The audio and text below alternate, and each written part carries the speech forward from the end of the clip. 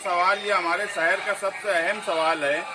और आज जो है 2011 में जब हदवाड़ हुई उसके बाद से लेकर आज तक कोई डीपी प्लान बना नहीं।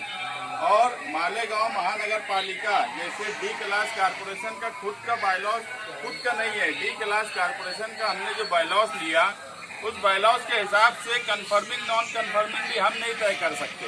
हमारा सिर्फ ये बोलना है कि यार जब तक हदवाड़ में डीपी प्लान नहीं बनता उस वक्त तक उनके ऊपर कोई महानगर पालिका ने कन्फर्मिंग नॉन कन्फर्मिंग की शराइत नहीं लगाना।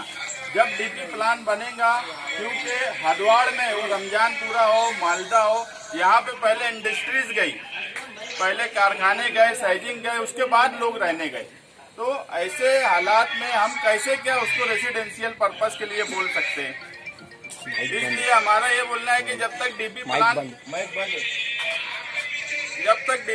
नहीं बनता,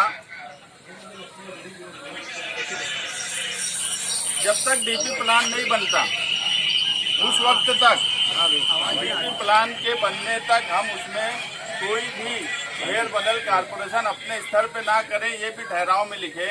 दूसरी अहम बात कि प्लास्टिक की जो बात उसमें ली गई है,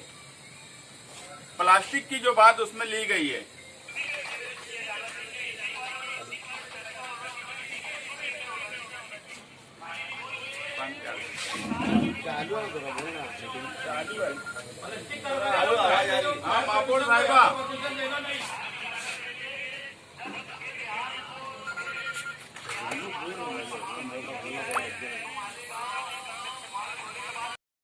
किस बुनियाद पर विषय पास कर दिए?